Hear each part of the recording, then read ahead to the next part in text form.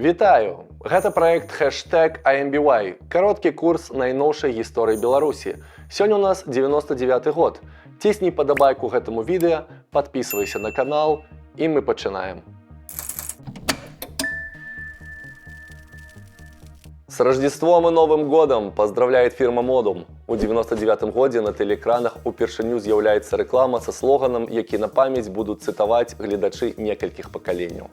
С Рождеством и Новым годом поздравляет фирма Modum. Пасля крызісу 98-го года продажы замежных брэндаў значна знізіліся, і людзі пачалі купляць айчынныя тавары, якія былі ніжэйшымі па кошце. Справы ў Modum пайшлі ўгару.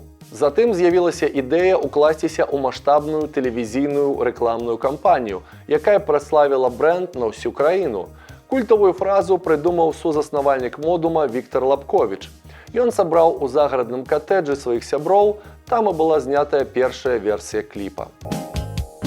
С Рождеством и Новым годом поздравляет фирма Modum. Поздравляет фирма Modum. Рэклама завірусілася, і фраза пайшла ў народ. З таго часу рэклама Modum зрабілася неад'емнай часткай эфіру беларускіх тэлеканалаў, а рэкламныя ролікі Modum стабільна выходзілі кожны снежань на працягу больш чым 20 гадоў. Нязменнай заставалася толькі фраза-напеўка, якая і прынесла кампаніі вядомасць і пазнавальнасць у кожным кутку Беларусі. 16 па 23 лютага 99 года праходзіць першы ў гісторыі суверэннай Беларусі перапіс насельніцтва. Паводле яго вынікаў, у краіне жывуць 10 мільёнаў 45 тысяч чалавек. Папярэдні перапіс быў яшчэ ў БССР у 89 годзе. Згодна з вынікамі, насельніцтва рэспублікі зменшылася на 154 тысячы чалавек.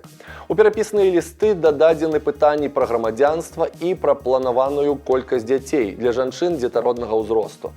Спачатку усе бланкі былі надрукаваныя на рускай мове, але пасля пратэстаў дадалі і беларускую версію. Па выніках перапісу гарадское насельніцтва рэспублікі ў 106 гарадах і 106 пасёлках гарадскога тыпу склала 69%, а сельскае ў 23,5 тысячах вясковых населеных пунктах 31%. Насельніцтва сталіцы і самага буйнога горада краіны на момант перапісу 1 мільён 680 тысяч чалавек.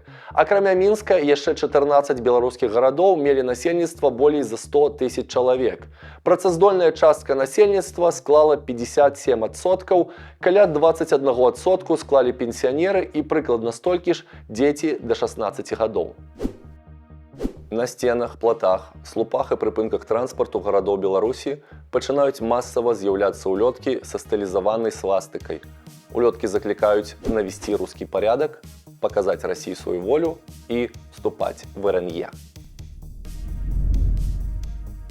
РНЕ адмаўляе існаванне Беларусі як самастойнай дзяржавы, а беларусаў як самастойнай нацыі. РНЕ знаходзіць падтрымку ў шэрагах нефармальных банд-скінхедаў, сярод удзельнікаў футбольнага фанацкага руху, асабліва менскага «Дынама», а таксама сярод некаторых работнікаў сілавых структур – міліцыі, АМАПа і Алмаза.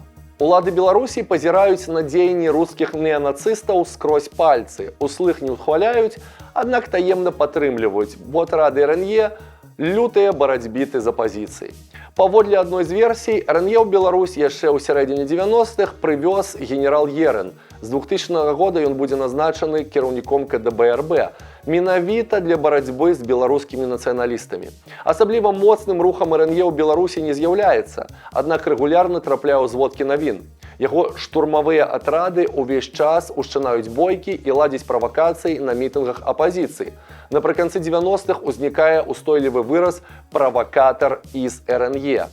РНЕшнікі таксама зладжваюць рэгулярныя сутычкі з прадстаўнікамі нефармальнай моладзі і нацыянальнымі меншасцямі. У мінскім метро імі збітыя актывісты Зміцер Бандарэнка і Андрэй Саннікаў, таксама збіты журналіст Олег Бібенін. Самымі гучнымі ў гісторыі беларускага РНЕ сталі факты ўдзелу яго членаў у так званых атрадах смерці, датычных да фізічнага знішчэння апанентаў рэжыма Лукашэнкі. У 99 годзе адным з лідараў беларускай ячэйкі РНЕ становіцца Сергей Кароткі, карпенкіх па мянушцы Малюта. Паводле адной з версій, спачатку ён быў завербаваны беларускім КГБ, а затым расійскім ФСБ. У нулявых Малюта стане паплечнікам самага вядомага расійскага скінхеда Максіма Марцінкевіча, Цесака, а потым зменіць афарбоўку і з'едзе ва ўкраіну ваяваць у складзе батальёна Азоў. У 2020 годзе выйдзе журналісцкае расследаванне, дзе кароткіх абвінаваціць у забойстве Паўла Шарамета. Сам ён будзе гэта адмаўляць. 5 жніўня 2000 года 3 ударамі нажа ў грудзі у пад'ездзе ўласнага дому забіваюць 22гадовага Глеба Самойлава, кіраўніка РНЕ ў Беларусі. Пасля прэзідэнцкіх выбараў 2001 года дзейнасць РНЕ ў рэспубліцы пойдзе на спад, і ўжо да сярэдзіны нулявых арганізацыя фактычна спыніць сваё існаванне. Вы глядзіце гэты праект у скарочаным выглядзе. Поўная версія ў маёй кнізе #IMBY. Ссылка для набыцця кнігі у апісанні да гэтага роліка. Раніцай 6 красавіка 99 года ва ўзросце 49 гадоў ад кровазліцця ў мозг памірае былы намеснік старшыні Верхоўнага Савета Геннадзь Карпенка. Сваякі нябожчыка выказваюць сумленне ў натуральнай прычыне смерці. У Карпенкі практычна ідэальная палітычная біяграфія. Доктар тэхнічных навук, член-карэспандэнт Акадэміі навук Беларусі, аўтар 40 вынаходніцтваў, спачатку дырэктар завода парашковай металургіі ў Маладзечні, а потым і мэр гэтага гораду. Карпенка займае адну з кіруючых пасад у апазіцыйнай аб'яднанай грамадзянскай партыі і незадоўга да сыходу жыцця заяўляе пра свае прэзідэнцкія амбіцыі. За тыдзень да смерці ў Карпенкі нечакана здарыўся інсульт. Ён ніколі не скардзіўся на сваё здароўе і раптам рэзка адчуў сябе кепска пасля выпітага падчас дзелавой размовы кубка кавы. Удава Карпенкі заяўляе, што не верыць, нібыта яе муж памёр сваёй смерцю, а апазіцыя кажа пра аперацыю па знішчэнні. Вы знаете, Беларусь шаг за шагом приближается к тоталитарному государству, а может быть уже и стало таковым. Как бы не прискорбно это осознавать. Незадоўга да гэтых падзей Лукашенка абвінаваціў Карпенку ў сувязях з узбекскай мафіяй. Версія пра атручванне зноў загучыць ужо праз месяц, калі знікне яшчэ адзін апанент рэжыму генерал Юрый Захаренко. Датычнасць уладаў да ліквідацыі Карпенкі так і застанецца недаказанай, але яго прозвішча з тае пары нязменна будзе ўзгадвацца ў спісе палітыкаў, ліквідаваных у 1999 годзе. 7 красавіка 99 года бясследна знікае былая старшыня Нацбанка Беларусі Тамара Віннікава, якая знаходзілася пад хатнім арыштам. Віннікаву абвяшчаюць у міжнародны вышук. Ураджэнка Стаўраполля, руская па нацыянальнасці, Тамара Віннікава замяніла на галоўнай банкаўскай пасадзе нязручнага для новай улады Богданкевіча ў лютым 96-го. Але з новым кіраўніком Нацбанка у Лукашэнкі добрых стасункаў не склалася. Ужо 14 студзеня 97 года сваім указам ён адхіляе Віннікаву ад пасады. У традыцыйным для рэжыму Лукашэнкі стылі ў гэты ж дзень яна была арыштаваная ў сувязі са злоўжываннямі і нанясеннем шкоды дзяржаве ў асабліва буйным памеры. Спачатку Віннікава трапляе ў ізалятар КДБ, адкуль яе па стану здароўя пераводзяць пад хатні арышт. Я была помещена в одиночную камеру. Мои адвокаты говорили, что в одиночную камеру помещают только людей, приговоренных судом к смертной казни. Камера имеет форму гроба. Она так устроена архитектурно. На працягу 2 гадоў Віннікава сядзіць у кватэры пад аховай, а следчы камітэт марна спрабуе сабраць доказы для крымінальнай справы. Незалежная прэса агучвае рэальную прычыну. Віннікава ведала пра рахункі Лукашэнкі ў замежных банках і пацярпела за гэта. 7 красавіка Віннікава незразумелым чынам знікае з кватэры і, верагодна, у гэты ж дзень пакідае межы Беларусі. Мінае некалькі месяцаў, але следства не можа высветліць ні як збегла Віннікава, ні дзе яна знаходзіцца. 13 снежня Віннікава замежнага нумара тэлефануе ў рэдакцыю беларускай дзелавой газеты і дае вялікае інтэрв'ю. У ім яна кажа, што не хацела паўтарыць лёс Карпенкі, Ганчара, Красоўскага і Захаренкі, адначасова намякаючы на тое, што Лукашенка загадаў знішчыць іх усіх, і распавядае пра афшорныя рахункі кола Лукашэнкі і яго залежнасць ад грошай расійскіх алігархаў. У 2000 годзе стане вядома, што Віннікава жыве ў Лондоне і мае статус палітычнага уцекача. 16 красавіка 99 года у Беларусі пачынае працу першы ў краіне мабільны правайдер GSM фармату. Назва кампаніі сугучна англійскаму слову «welcome» – «вітаем, сардэчна запрашаем». Афіцыйныя колеры кампаніі – жоўты і чорны, шмат у каго выклікаюць асацыяцыю з расійскім сотавым аператарам «Билайн». Дагэтуль адзіным правайдерам у Беларусі быў Белсел, але ён працаваў у фармаце CDMA. На момант адкрыцця ў Валком усяго толькі 10 вышак, 9 з іх у Менску і адна ў раёне аэрапорта Мінск-2. Толькі праз 1,5 гады да сеткі будуць далучаны ўсе абласныя гарады. Тым не менш, мабільная сувязь у краіне ўсё яшчэ застаецца экзотыкай, недасяжнай большасці насельніцтва. Кошт саміх мабільных апаратаў даволі прыстойны на фоне сярэдняга беларускага заробку, а тэлефонныя размовы па мабіле відавочна не па кішэні простаму абывацелю. Эпоха пейджераў пратрывае яшчэ колькі гадоў. Сотавыя тэлефоны пачнуць масава з'яўляцца ў насельніцтва толькі бліжэй да сярэдзіны нулевых. Валком неаднаразова будзе трапляць у скандалы за супрацоўніцтва з беларускімі ўладамі. Аўстрыйскіх інвестараў на міжнародным узроўні будуць абвінавачваць у сувязях з Лукашэнкам. Шматкроць будзе даказана, што Валком па патрабаванню ўладаў блакуе непажаданых абанентаў, парушае таямніцу перапіскі і злівае сілавікам паролі і асабістыя паведамленні. 7 траўня 1999 года знікае без вестак 47-гадовы колішні міністр унутраных спраў генерал-майор Юрый Захаренко. Было ўстаноўлена, што Захаренко знік у раёне Мінскай вуліцы Жукоўскага. У цемры ён быў атакаваны неўстаноўленымі асобамі, якія потым увапхнулі яго ў легкавы аўтамабіль і звезлі ў невядомым напрамку. Генпракуратура заводзіць крымінальную справу па артыкуле «Наўмыснае забойства». Справу Захаренкі спусцяць на тармазах, забойцаў так і не знойдуць. Праз 10 гадоў Лукашенко агучыць сваю версію. З'яўляючыся міністрам, Захаренко пазычыў буйную суму ва ўкраіне і не вярнуў, за што і быў ліквідаваны. Палкоўнік ГРУ Уладзімір Барадач заявіць, што Захаренко выкраў эскадрон смерці. Яго катавалі, выбівалі з яго прызнанні ў падрыхтоўцы дзяржаўнага перавароту, а не атрымаўшы таго, што патрабавалі, расстралялі і спалілі цела ў краматорыі паўночных могілак. У верасні 23 года у швейцарскім судзе у якасці сведкі выступіць былы баец СОБР Юрый Гараўскі. Ён дасць афіцыйныя сведчанні, у якіх прызнаецца, што за выкраданнем і фізічным знішчэннем апозіцыйных палітыкаў у 99 годзе стаялі беларускія сілавікі. Здесь вот убили, здесь вот получается где-то метров 200 дорога, чуть-чуть в лес, метров 20. Здесь убили Гончара Красовского, а здесь где-то метрах 50 была выкопана яма, заготовленная уже. Мы их раздели. Вот здесь были спалены вещи ихние, а обувь вместе с ним была брошена в яму и закопана. Гараўскі пацвердзіць, што асабіста удзельнічаў у выкраданні Захаренкі і назаве прозвішча камандзіра СОБР Дмітрыя Паўлючэнкі у якасці чалавека, які непасрэдна праводзіў расстрэл. 30 траўня 1999 года у Мінску на беразе Свіслачы адбываецца канцэрт расійскага гурта «Манго-Манго», прымеркаваны да 2-годдзя радыёстанцыі «Мір». Пачынаецца праліўны дождж, і людзі бягуць ратавацца ад яго ў метро. У страшэннай цісканіне гінуць 53 чалавекі. Некалькі тысяч чалавек знаходзяцца на адкрытай тэрыторыі паблізу мінскага палацу спорту. Надвор'е рэзка псуецца, і каля 20 гадзін 40 хвілін пачынаецца навальніца з моцным дажджом і буйным градам.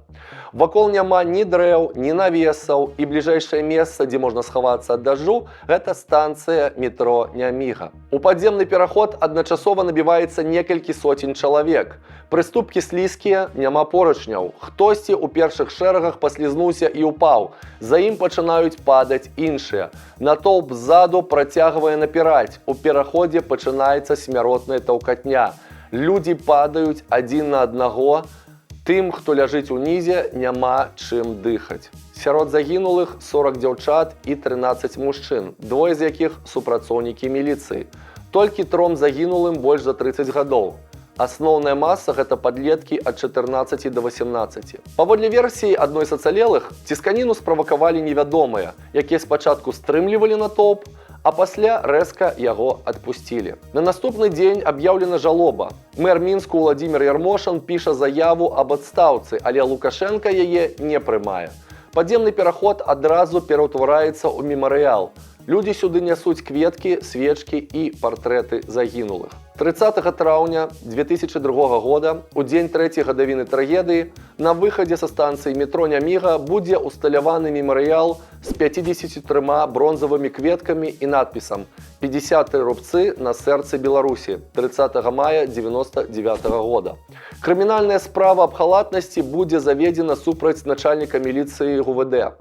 Усе пазовы сем'яў пацярпелых супраць уладаў, міліцыі, метрапалітэна, арганізатараў канцэрта і радыёстанцыі «Мір» будуць адхіленыя. Улетку 99 года у эфіры Радыё BA упершыню гучыць песня пра Халі-Галі «Паратрупер» у выкананні менскага гурта «Лепреконсы». Поспех ашаламляльны. Праз паўгады хіт спяваюць сотні тысяч чалавек па-за межамі Беларусі.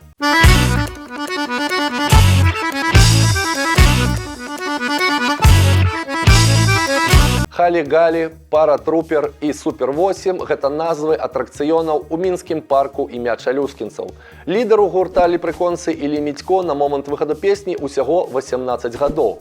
На пачатку планы Мітько ўваходзіла толькі аднесці запіс дырэктару парка чалюскінцаў, каб песня гучала з дынамікаў для наведвальнікаў парка. Аднак рэальнасць пераўзаходзіць усе чаканні, і ўжо праз 1,5 гады пасля выхаду песні папулярнасць гурта Лепреконсы за межамі Беларусі параўнальная хіба што з вядомасцю Ляпіса Трубецкога. У клубе «Рэактар» гурт здымае свой першы кліп на Халі-Галі, які адразу ж становіцца адным з самых запатрабаваных на музычных каналах. Галі-Галі, а Паратрупер, нам з тобою было супер.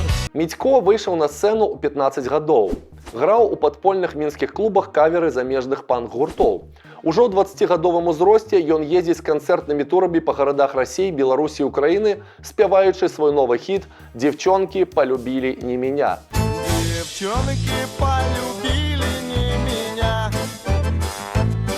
Девчонки полюбили трубача. Лепреконсы запішуць некалькі альбомаў, але паўтарыць поспех Халі-Галі ніводная з новых песень так і не здолее. Улетку 99 года у старэйшай партыі краіны адбываецца раскол. Пазняк ужо 3 гады жыве па-за мяжой і кіруе партыяй па факсу. Лідараў на месцах шмат што не задавальняе. На 6-м з'ездзе партыі прыхільнікі Пазняка дэманстратыўна выходзяць са складу БНФ і абвяшчаюць пра стварэнне кансерватыўна-хрысціянскай партыі БНФ КХП. Улада ў старым БНФ пераходзіць да Вінцука Вячоркі, у новым непасрэдна да Зянона Пазняка. Маладое пакаленне партыі лічыць, што Пазняк за мяжой страціў адчуванне рэальнасці. Прынцып «старая пазіцыя нічога не дасягнула, надышоў час новай» зробіцца колам сансары на беларускім палітычным полі. Ад самага першага дня існавання новай партыі Пазняк заяўляе, што толькі КХП БНФ з'яўляецца сапраўдным беларускім народным фронтам і называе былых аднапартыйцаў памагатымі ўлады і нават агентамі Крамля. У 2000 годзе КХП БНФ праходзіць рэгістрацыю ў Мін'юсце і становіцца апошняй афіцыйна зарэгістраванай палітычнай партыяй у гісторыі Беларусі. КХП БНФ жорстка дамагаецца байкоту выбараў усіх узроўняў у Беларусі, лічачы іх фарсам і прафанацыяй. Пасля чарговага правалу апазіцыі на выбарах Пазняк нязменна выступае з заявай «А мы ж вас папярэджвалі, што ў гэтым не варта ўдзельнічаць». Раскол БНФ застаецца незаўважаным для большасці насельніцтва краіны, якое не надта цікавіцца палітыкай. БНФ для іх па-ранейшаму адзін, а яго лідар – гэта Пазняк, нават праз шмат гадоў. А поўдні 21 ліпеня 99 года да цэнтральнага пад'езда будынка адміністрацыі прэзідэнта мастак Алесь Пушкін падкочвае тачку з гноем, выварочвае яе і віламі з усяго размаху прыбівае партрэт Александра Лукашэнкі да гною. Саму акцыю «Гной для прэзідэнта» Пушкін прысвячае пяцігоддзю знаходжання Лукашэнкі ва ўладзе. Паводле слоў Пушкіна, тачку ён выбіраў такую, якую будзе не шкада, бо ведаў, што яе абавязкова канфіскуюць. Разам з «Гноем» у тачцы ён прывёз плакат Александра Лукашенка з народам, таблічку за 5гадовую працу, дэнамінаваную 1000 рублёў, кайданкі, Канстытуцыю 94 года і афіцыйны чырвона-зялёны сцяг, які ён напярэдадні набыў у краме. Пасля заканчэння перформансу Пушкін быў арыштаваны міліцыяй і ў выніку атрымаў 2 гады умоўнага пазбаўлення волі. Алесь Пушкін памрэ ў беларускай турме ад прабадной язвы 11 ліпеня 2023 года падчас адбывання 5гадовага турэмнага тэрміну за партрэт дзеяча беларускага антысавецкага руху Яўгена Жыхара. Створэнне Пушкіным гэтага партрэта было кваліфікавана пракуратурай як рэабілітацыя нацызму. У ліпені 1999 года афіцыйна заканчваецца 5гадовы тэрмін прэзідэнцтва Александра Лукашэнкі, распачаты ім у ліпені 94-го. Паводле новай канстытуцыі тэрмін абнуліўся ў 96-м і наступныя выбары павінны адбыцца не ў 99-м, а ў 2001-м. У Беларусі праходзяць дзіўныя альтэрнатыўныя выбары новага прэзідэнта, у якіх удзельнічаюць Зянон Пазняк, што з'ехаў з краіны, і колішні прэм'ер-міністр Міхаіл Чыгір. Кіруе працэсам экс-старшыня Цэнтрвыбаркама Віктар Ганчар. Як і дзе адбываецца галасаванне, а таксама колькасць выбаршчыкаў, якія прынялі ў ім удзел, невядомы. Арганізатары кажуць пра 500 000 бюлетэняў, але да гэтых лічбаў няма даверу нават у прыхільнікаў альтэрнатыўных выбараў. Улады усяляк перашкоджваюць правядзенню гэтага перформансу і пагражаюць адказнасцю ўсім, хто вырашыць прыняць у ім удзел. Для пераважнай большасці насельніцтва гэтыя выбары выглядаюць як тэатр абсурду, але гэта толькі знешне. Ганчару не патрэбна масавасць на гэтых выбарах, яму важная сама спроба іх правесці. Паводле Канстытуцыі 94 пасля заканчэння тэрміну прэзідэнцтва Лукашэнкі, то бок ліпень 99-го, і пры немагчымасці правесці новыя выбары, улада ў краіне пераходзіць да Сямёна Шарэцкага. Сам Сямён Шарэцкі з краіны ўжо з'ехаў і блаславіў наступнага ў чарзе пераемнікаў, непасрэдна самого Віктара Ганчара, які па законе павінен быў стаць выконваючым абавязкі прэзідэнта да правядзення новых выбараў. Что касается должностей, на которые я претендовал, то оставьте это для меня. Что касается той работы, которую я выполнял, и о которой вы знаете, бывая часто молодечно, то пусть по этой работе судят о моих деловых качествах. Ганчара гэтая схема задавальняе, ён заручаецца падтрымкай многіх паслоў іншых краін. Лукашенка разумее, да чаго вядуць гэтыя танцы з бубнам, і вырашае дзейнічаць радыкальна. Увечары 16 верасня 1999 года Віктар Ганчар разам са сваім сябрам, бізнесменам Анатоліем Красоўскім, вяртаецца з лазні. У раёне мінскай вуліцы Фабрычнай кампаньёнаў выкрадаюць невядомыя. Раніцай на месцы меркаванага знікнення будуць знойдзены кавалкі разбітага шкла і кроў зніклых. Першая выстаўленая версія – заказное забойства, самы відавочны замоўца – прэзідэнт Лукашенка. Версія пра датычнасць да гэтай справы прэзідэнта нараджаецца ў апазіцыйных колах практычна адразу. Літаральна 4 месяцы таму быў выкрадзены і знік без вестак Юры Захаранка, а ўсяго месяц таму Ганчар зладзіў альтэрнатыўныя прэзідэнцкія выбары, мэта якіх было зняць Лукашэнку. Сам кіраўнік дзяржавы абяцае знайсці вінаватых і жорстка іх пакараць. Але гэтыя заявы не аказваюць патрэбнага ўздзеяння ні на апазіцыю, ні на замежных партнёраў. Улады імкнуцца як найхутчэй пазбавіцца ад нязручнай справы. Ужо ў снежні 2002 года Ганчара і Красоўскага прызнаюць зніклымі без вестак, а праз месяц крымінальную справу зачыняць. У 2019 годзе выходзіць дакументальны фільм, дзе былы супрацоўнік СОБРа Юрый Гараўскі прызнаецца, што яго установа была датычная да выкрадання і фізічнай ліквідацыі Ганчара, Красоўскага і Захаранкі. 17 верасня 1999 года на мінскім стадыёне «Дынама» праходзіць развітальны матч адной з галоўных футбольных зорак Беларусі, 37гадовага Сергея Алейнікава. Залаты склад мінскага «Дынама» узора 82 года абыгрывае зборную зорак Савецкага Саюза з лікам 3-2. Алейнікаў гуляе па тайму за кожную з каманд. Кар'ера Алейнікава сапраўды ўражвае. Усе 80-е гуляў за мінскай «Дынама», а за зборную СССР згуляў 73 матчы і забіў 6 мячоў. У 89-м яго купіў «Ювентус» за нечуваныя на тыя часы 4 мільёны даляраў. Алейнікаў за сезон у топавым італьянскім клубе выйграў Кубак Італіі і Кубак УЕФА, правёў 30 матчаў і забіў 3 галы. Далей былі 2 сезоны ў італьянскім Лечэ, а потым яго кар'ера пайшла на спад. На момант правядзення развітальнага матча ў святле правальнага выступлення нацыянальнай зборнай і беларускіх клубаў у Еўракубках Алейнікаў зорка нумар 1 у гісторыі футбола Беларусі.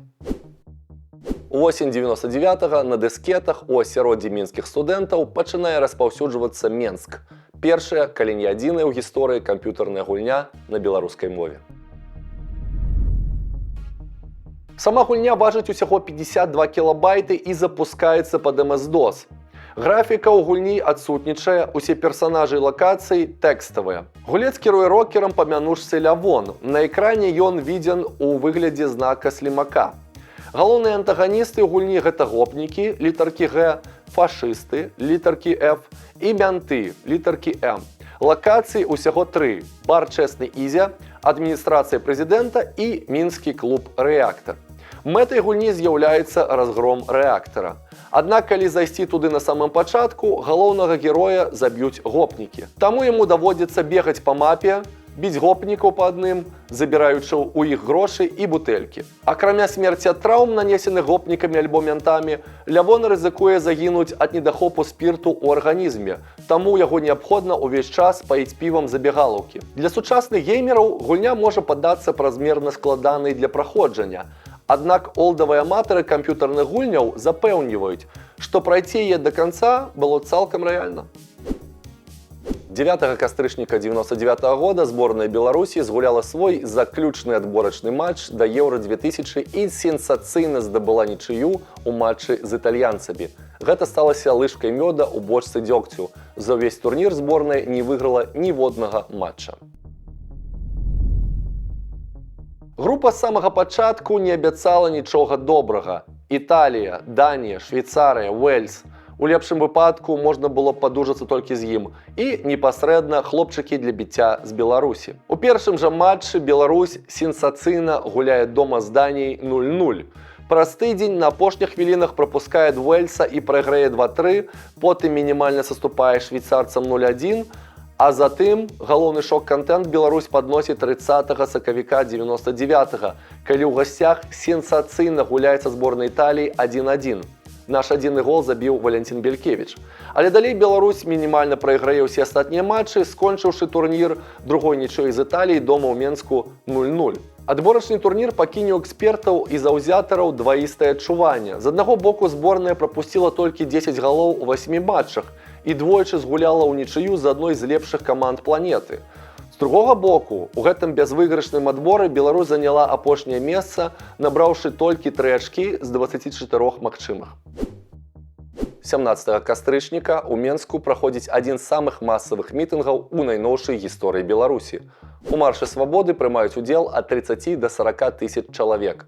Ён заканчваецца жорсткай бойкай паміж дэманстрантамі і сілавікамі. Марш анансаваны як акцыя пратэсту супраць плану стварэння агульнай дзяржавы Беларусі і Расіі. Спачатку дэманстранты збіраюцца о 12 гадзіне раніцы на плошчы Куба-Коласа і ідуць маршам да парка Дружбы народаў, дзе запланаваны мітынг. У 14:30 пачынаецца другая частка акцыі, пра якую загадзя ніхто не папярэджваў. Арганізатары вырашаюць весці калону ў цэнтр горада і паспрабаваць патрапіць да дома ўрада. У раёне плошчы Перамогі маршрут даводзіцца мяняць, бо праспект заблакаваны сілавікамі.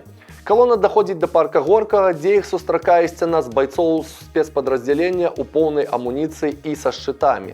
Дэманстранты даюць адлуп сілавікам. Тыя адказваюць жорстка, кідаюць пратэстоўцаў на зямлю і збіваюць іх дручкамі, але ў адказ атрымліваюць раўназначны адпор. Пасля заканчэння мітынгу больш за 200 дэманстрантаў будуць арыштаваныя. Яшчэ каля 100 чалавек звернуцца ў пункты медыцынскай дапамогі з цяжкімі траўмамі. З боку міліцыі пацерпяць больш за 50 супрацоўнікаў. Будуць заведзеныя 62 адміністрацыйныя і 7 крымінальных справаў.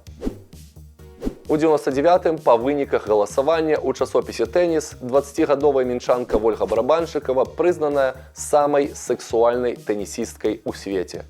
Ёй адразу ж прапануюць фотасесію для Playboy, ад якой яна адмаўляецца. У дзяцінстве Вольга Барабаншыкава марыла стаць танцоўшыцай, актрысай і спявачкай, а па факце стала яшчэ адной Ганнай Курнікавай. У 97-м яна ўпершыню трапляе ў топ-100 лепшых тэнісістак свету і на піку ва ўзросце 18 гадоў зойме найвышэйшую ў сваёй кар'еры 49-ю пазіцыю WTA у адзіночным разрадзе. Яе галоўным дасягненнем у серыях вялікага шлема стане 4-й круг Уимблдона ў 2000 годзе. Спартыўная кар'ера Барабаншыкавай скончыцца вельмі хутка. У 2001-м яна перанясе аперацыю на ахілавым сухажыллі, вернецца на корт, займаючы месца ў канцы 7-й сотні рэйтынга, а праз 2 гады будзе вымушана сысці з вялікага тэнісу. Адразу ж пасля заканчэння кар'еры 24гадовая Барабаншыкава вырашае паспрабаваць сябе на эстрадзе і запісвае сваю дэбютную песню «Было или не было». Не поверю, на земле без тебя не легче, только сердце тихонько шепчет. Апрача музычнай дзейнасці, Барабаншыкава стане дыджэем на радыё і створыць свой брэнд моднага адзення. У 99-м касеты новай расійскай зоркі размоўнага жанру Шуры Карэтнага трапляюць у Беларусь і практычна адразу апынаюцца пад забаронай.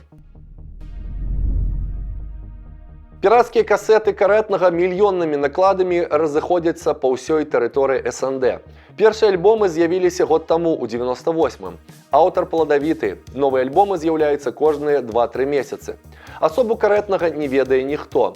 Шапелявым голасам, шчодра прыпраўляючы маналогі нецэнзурнай лексікай, ён распавядае пра ўсё на свеце, пачынаючы ад дзіцячых казак і заканчваючы эканомікай і палітыкай. Карэтны не шкадуе нікога. Шматкроць праязджаецца катком па вярхушцы РФ, асабліва моцна дастаецца Ельцыну, Лужкову, Чарнамырдзіну і Чубайсу. Не адмінае ўвагі і прэзідэнта Беларусі. Шура называе яго Лукой Мудзішчавым і прыгадвае калгаснае минулое. Председатель колхоза пришел к власти, так всех на колхоз потянуло, все с этих мерседесов, всех на Белазе. На Белазе погнали. У меня есть версия, но это версия.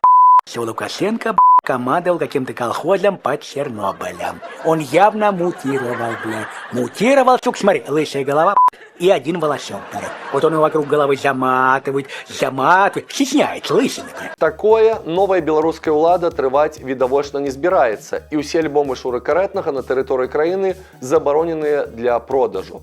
Ходзяць чуткі, што забарона сыходзіць непасрэдна ад самой ахвяры пародый. Карэтны такую цэнзуру не пакідае без увагі і пачынае практычна ў кожным наступным альбоме узгадваць, што ягоныя запісы забаронены ў Беларусі дзякуючы корэшу драгацэннаму Сашке. Асоба Карэтнага стане вядома толькі ў 2003 годзе. Высветліцца, што пад гэтым псеўданімам хаваўся народны артыст Расіі Александр Пажараў. У снежні 99-го года выходзіць незвычайны праект беларускіх рокераў, так званы айчынны госпел. Усе 12 трэкаў альбома аўтарскіх і пераспяванай класікі прысвечаныя святу Раства Хрыстова. Аўтарам праекта з'яўляецца Алесь Суша.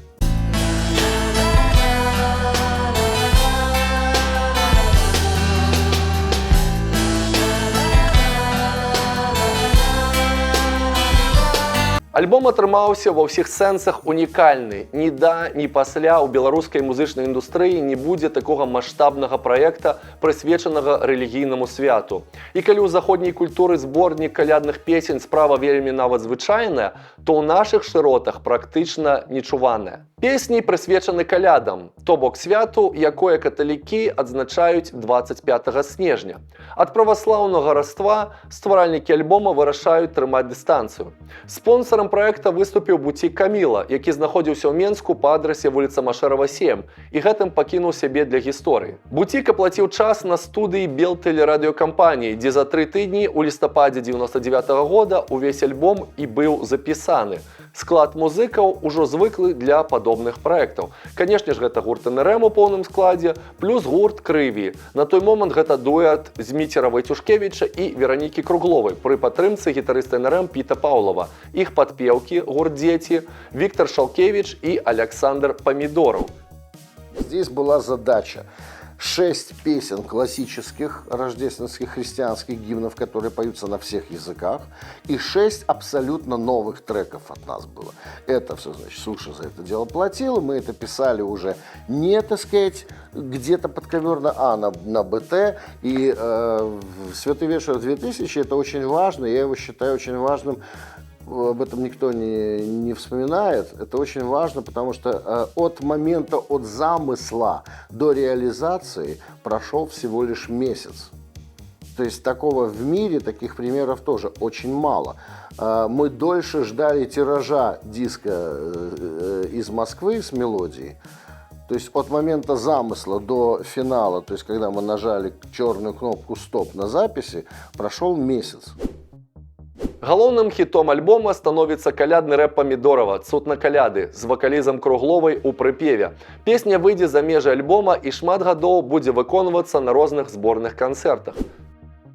Поспорили с Вероничкой на квартире нашего друга большого Димы Попова, и Вероничка просто меня взяла на спор. А ты, типа, Помидор, а ты вот... А я спорю, что ты вот не напишешь рэпчину. Я говорю, напишу. А что будет, если не напишу? Ну, тогда я буду виноват тебе бутылку коньяку. А если напишешь? Я говорю, тогда ты будешь ее исполнять. И за час я написал, то есть у меня был рисунок в голове, но нужен был сюжет. За час я придумал сюжет, и за следующий час, пока мы ехали уже на студию, я дописал уже остальное. Но сказал, Вероника, извини, вокальная линия, вот эта на-на-на-на, она будет твоя. Ты должна будешь ее исполнить. Вот и все. Это было однойчы увечары, коли кололи зоркий зрок, и шел снег по всей земли, и тихий ветер разносил песни, что спевали дети по всем свете, ага. Человек один утекал от погони, закон ему не сябра, ли дьявол не брат, с Божьим именем на устных он утекал за кратов, скрывавленный, стомленный. То есть песня о человеке, который под Рождество бежит из тюрьмы, и его принимает, его прячет какая-то условная женщина, и у них начинается какая-то любовь. Все. Вот такой, говорит, какой нафиг гангстер-рэп. И в итоге мы чуть не подрались, и уже прямо в студии, вот по писанному, черт с ним, я уже переписал, сделал другой текст. Другим хітом альбома можна назвати дуэт Вольскага і Кругловой «2000 год». 2000 год нас с тобой развели по разных обшарах земли, по разных морах мы с тобой плыли, по улицах разных и шли. Перапяваюць па-беларуску і калядную класіку. «Ціхую ноч» Йозефа Мора, «Аве Марыя» Шуберта, «Новая радасць», «Пастушкі мілы», «Глорыя. Крытык Олег Клімаў у сваёй рэцэнзіі рэзюмуе: «Возьму на сябе смеласць казаць за іншых. Хрысту б спадабалася». Гэта быў 99-й год. Дзякуй за тое, што глядзелі гэта відэа. Да наступных сустрэч. Жыве Беларусь!